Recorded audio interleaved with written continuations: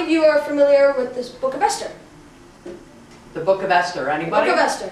Okay. Alright, well, it's nice to have some new blood on here. And Purim Spiel is a humorous adaptation of the Book of Esther, which is in the Megillah.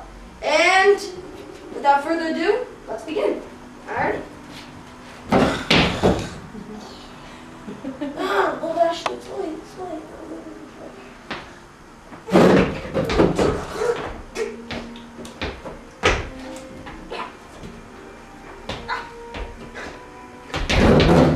What's going on here? Can't an old man get some privacy? Jeez. You know, this here, situation with you staring at me, and me staring back at you, and me not knowing quite what's going on here. Well, it reminds me of something that happened the other day. You see, I was walking down the street. I was at my house. I was at a restaurant. What was I doing? Can anybody tell me what I'm doing here? You're telling us the story of Purim. Of course, the story of Purim. Of course. You see, once you get older, you give up certain luxuries, like remembering stuff. Hey, here's the story of Purim told by yours truly, former King Ahasuerus. That's right, former king. I've been out of the job ever since this democracy fad kicked in, but what are you gonna do? What are you gonna do? Anyway, before I even begin, let me make something perfectly clear here. I hate this story, love this story, despise it. You wanna know why? Well, I can't go walking down the street without some bozo running up to me screaming, "Are you Esther's husband?" Well, you know what? I got a name. It's Ahasuerus. It's not too hard to remember. It's spelled the exact same way it sounds. A-H-A-S... I think there's an R in there somewhere. Another H. Anyway, you want to know what I say to those creeps? I say, nah! I'm the guy whose kingdom stretched from India to Ethiopia. That's right, over 107 different provinces. But nobody cares. I care. Like I said, nobody cares. You know what's even worse than that? Is when people ask me what my name is. And I say, Ahasuerus. And then they say this. They don't go with this. They say, God bless you. Well, why do they say God bless you to Ahasuerus? But they don't say the bathroom's on the right to John. Hey. I've obviously stalled long enough, so let's begin with the story of Purim. Let me think, where did this all start? Of course! The party! This whole problem started at a little shindig I was hosting for my friends and other kings. It was a wonderful party, truly spectacular. You know, there was the drinking and the dancing, and you know, the other stuff. Anyway, it was about 3 days into this party when I called my servant to go fetch my wife. Her name was Vashti. And you see, she was my 8th wife, that's right. She was my 8th wife. And I told the servant to go fetch her and tell her to come downstairs wearing her nice crown and...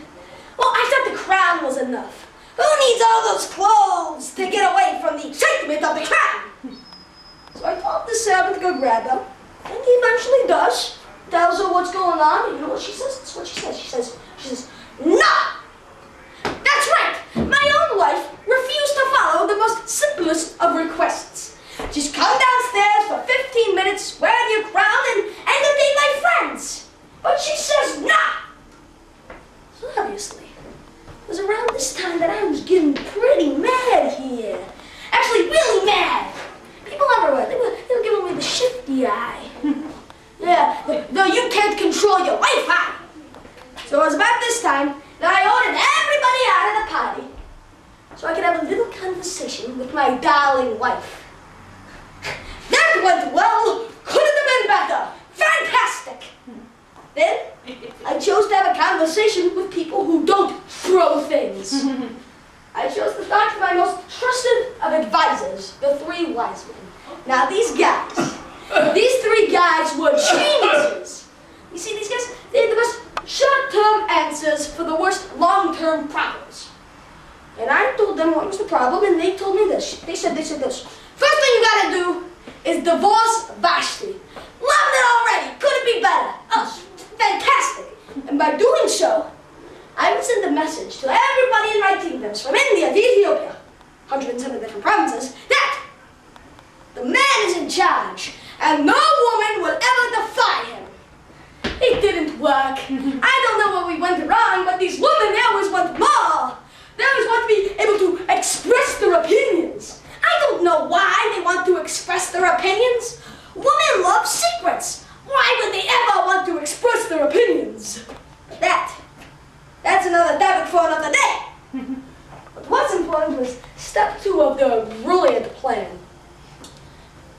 And this step 2 was a little bit more, how you say, tiresome.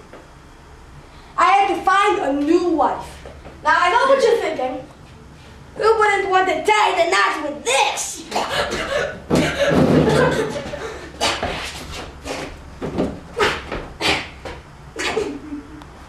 I'm sorry. I got a little phlegm build up. It's sinus season. I know. But you see, the way that I find a wife for a king is quite interesting. You see, what we have to do is we have to send a message through all my kingdoms to bring those lovely young ladies, so that they could, hold auditions. And by doing so, I finally able to pick my wife. Now, the first time we did this, 4 million women showed up. That's right, 4 million. Then as time went by, the line skimmed a little bit. Second time, 2 million. Third time, 400,000. By the time I had Vashti, it was about 400. Pathetic. Next time was even less. Only about, 20. So it was pitiful. Eventually, at the auditions, and I finally chose my wife. And told all the other ugly ones to get out of here. God bless them, like that. But this girl that we did, she was something else. See, very beautiful young lady. Her name was Esther. Very nice. She did have this strange habit of eating these big, square crackers every spring. But why would those nights be any different from any other? Well, matzah. God bless you. But so we brought her in, and by that time, everything was going pretty smooth, very nice. And then this whole assassination business showed up. You see, it's about every other week. I get this letter, and this letter says, we have your son. Either allow us to kill you, or we shall murder him. Eventually, these bozos realized that I don't respond to junk mail. So they figured the best way to kill me was to simply get rid of all this ransom nonsense and kill me. And I had no idea about this. I had no idea. I mean, that's what makes a secret assassination a secret assassination. It would work if I knew, but anyway, I didn't know about this until this charming young fellow told me all about it. This guy, his name was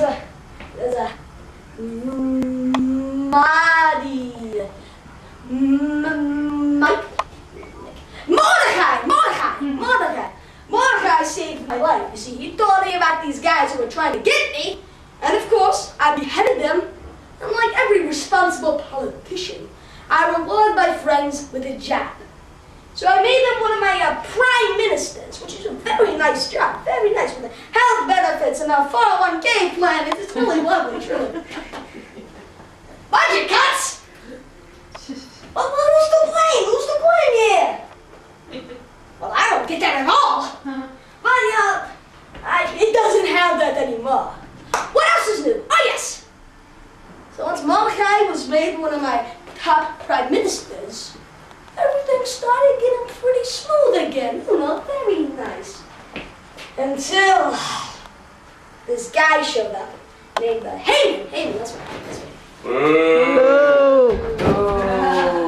Yeah, so you see, there's this guy by the name of Haman. Yeah, boo, and whatnot. So there was this really creepy, annoying guy named Haman. That's it! Hush up! Hey, I know I may not be the best at telling stories, but you don't have to be rude. I mean, look, I'm trying my best. It's not nice to boo people. I'll make fun of them, especially you, Baldy. And remember this.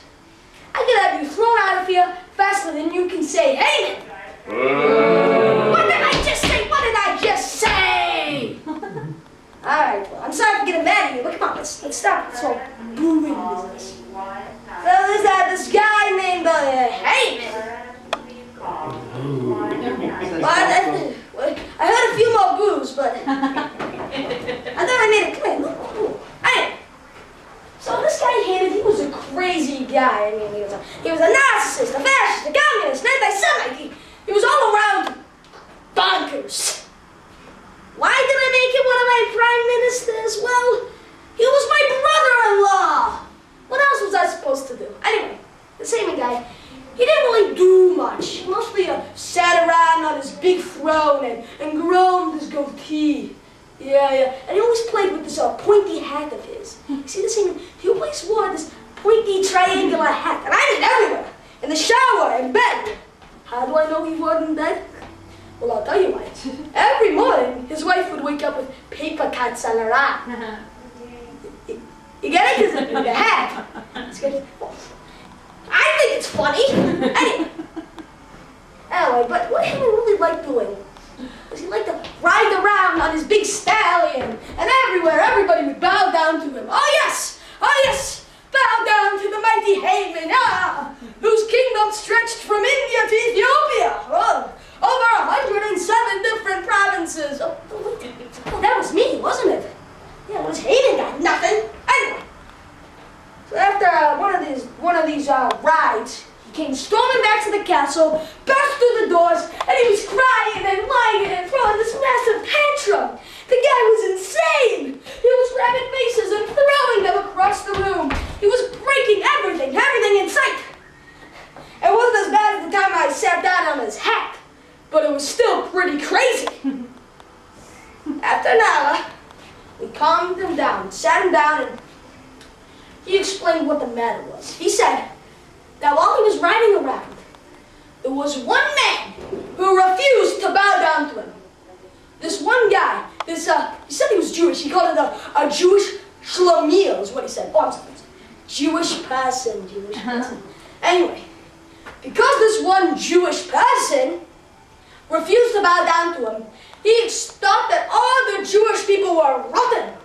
They should all be mad. Well, by this time, I had a migraine the size of my empire, which stretches from India to Ethiopia, by the way. But that's not important. No one cares. But eventually, I finally agreed to whatever Haman was talking about, and he started planning his attack on the Jewish people. My God, I was so busy those days! Between these assassinations and plans for mass genocide, I barely had time to speak to my wife. I didn't even know what her last name was. Does anybody? Anyway, it was about the day after that, and I was sitting down on my nice throne, and my three wise men were telling me the scoop on what's going on, and all of a sudden, who burst through the doors but Esther? That's right, she burst through the doors. Now, I made it perfectly clear to her, yeah, I did, that she could not come to me unless if I order her to.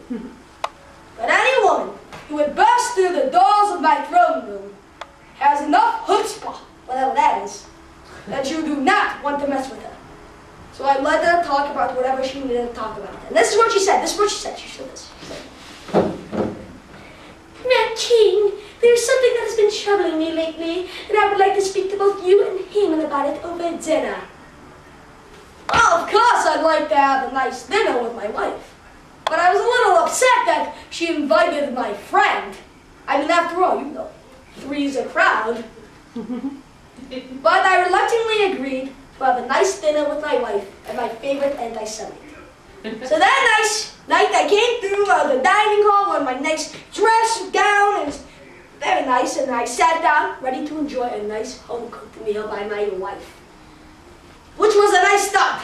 But between you and me, Esther cooks like a Jewish princess. Jewish person. So I sat down and scarfed down about 3 meals of that ruckus. And after about 6 trips to the bathroom, I finally came back and was ready to hear about what my wife was talking about. I sat down. That's what she says. She says,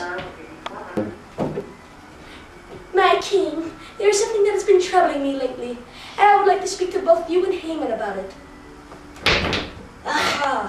Women and their feminine problems. Why do they come to me? I'm no therapist.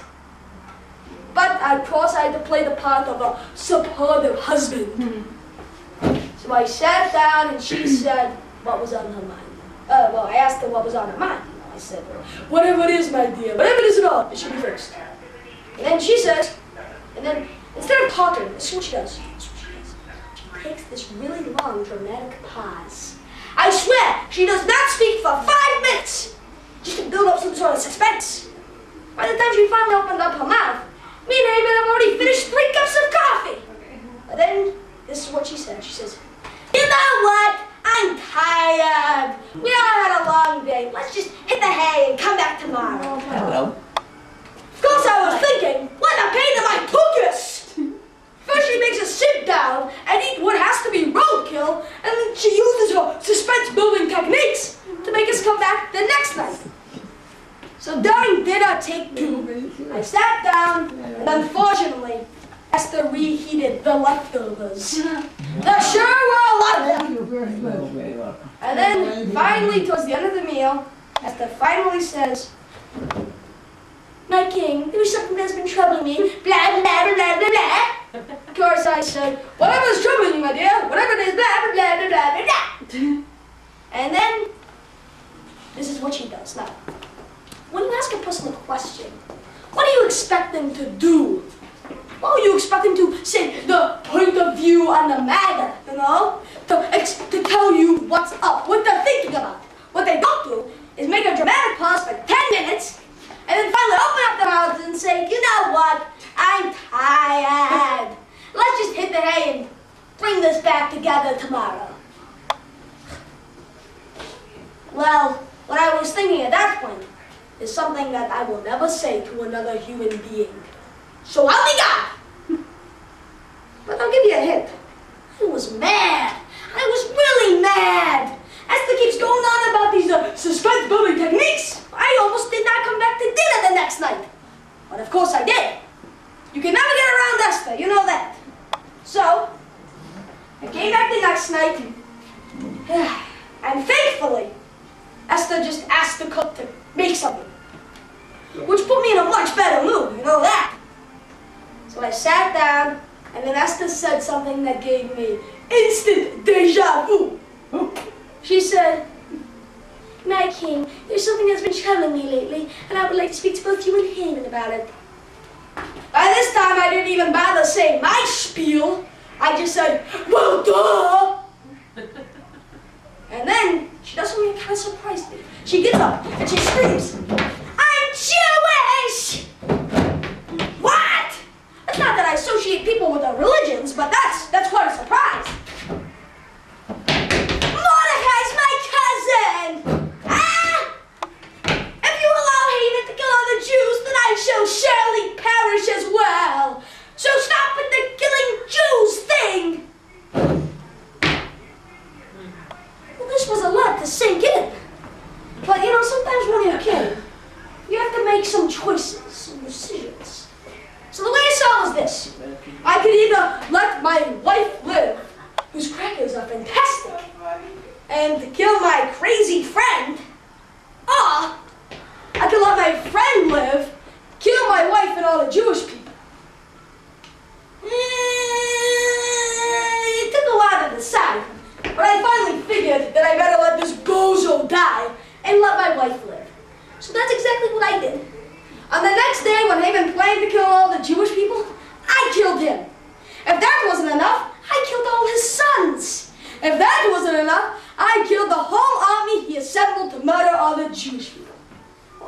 Technically, I killed more people than he would have, but that's not important. And ever since then, the Jewish people have started this holiday called the Purim. Yeah, because, you know, to celebrate their survival. Because they sure dodged a bullet. But do I get any credit? Nah! I'm just the guy with the sneeze name. I'm just Esther's husband. But ever since then, Esther has brought back to home these very nice triangular cookies. What's up with these Jewish people and their strangely shaped food? But ever since then, there have been no plots to kill any Jewish people. With a few exceptions. Anyway, that's the story of Purim. Thank you very much. Good night.